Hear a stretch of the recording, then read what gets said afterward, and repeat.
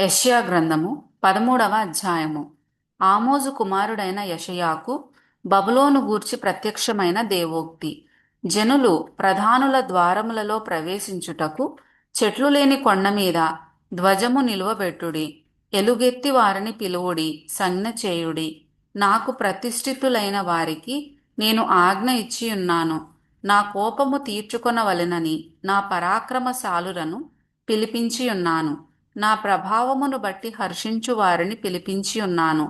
బహుజనుల ఘోష వలె కొండలలోని జనసమూహము వలన కలుగు శబ్దము వినుడి.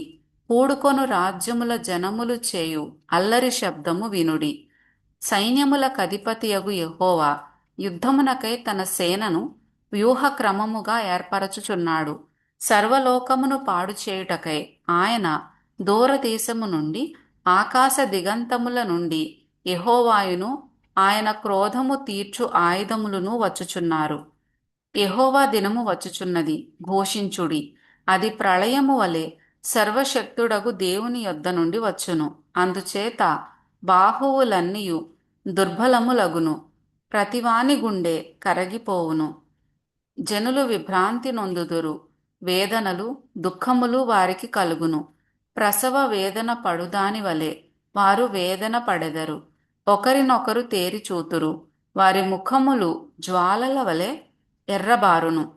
యెహోవా దినము వచ్చుచున్నది, దేశమును పాడు చేయుటకును, పాపులను బొత్తిగా దానిలో నుండకుండా నశింపజేయుటకును, క్రూరమైన ఉగ్రతతోనూ ప్రచండమైన కోపముతోనూ అది వచ్చును. ఆకాశ నక్షత్రములను నక్షత్ర రాశులను తమ వెలుగు ప్రకాశింపనీయవు. ఉదయకాలమున సూర్యుని చీకటి కమ్మును, చంద్రుడు ప్రకాశింపడు. లోకుల చెడుతనమును బట్టియు దుష్టుల దోషమును బట్టియు నేను వారిని శిక్షింపబోవుచున్నాను.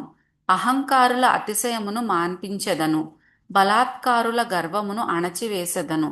బంగారు కంటే మనుష్యులను, ఓఫీరు దేశపు సువర్ణము కంటే నరులను అరుదుగా ఉండజేసెదను. సైన్యములకు అధిపతియగు యెహోవా ఉగ్రతకును, ఆయన కోపాగ్ని దినమునకును ఆకాశము వణకునట్లును, భూమి తన స్థానము తప్పునట్లును నేను చేసెదను. అప్పుడు తరుమబడుచున్న జింకవలెను, పోగు చేయని గొర్రెల వలెను జనులు తమ తమ స్వజనుల తట్టు తిరుగుదురు, తమ తమ స్వదేశములకు పారిపోవుదురు. పట్టబడిన ప్రతివాడును కత్తివాత కూలును, తరిమి పట్టబడిన ప్రతివాడును కత్తివాత కూలును.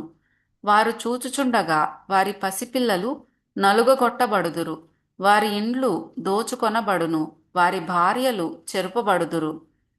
వారి మీద పడుటకు నేను మాదీయులను రేపెదను. వీరు వెండిని లక్ష్యము చేయరు, సువర్ణము కూడా వారికి రమ్యమైనది కాదు. వారి విండ్లు యవ్వనస్తులను నలుగగొట్టును, గర్భఫలమందు వారు జాలిపడరు, పిల్లలను చూచి కరుణింపరు. అప్పుడు రాజ్యములకు భూషణమును, కల్దీయులకు అతిశయాస్పదమును, మాహత్యము నగు బబులోను దేవుడు పాడు చేసిన సొదొమ గొమొర్రాల వలె నగును. అది మరెన్నడును నివాస స్థలముగా నుండదు. తరతరములకు దానిలో ఎవడునూ కాపురముండడు. అరబీయులలో ఒకడైనను అక్కడ తన గుడారము వేయడు. గొర్రెల కాపరులు తమ మందలను అక్కడ పరుండనీయరు. నక్కలు అక్కడ పండుకొనును, గురుపోతులు వారి ఇండ్లలో ఉండును. నిప్పుకోళ్లు అక్కడ నివసించును, కొండమేకలు అక్కడ గంతులు వేయును.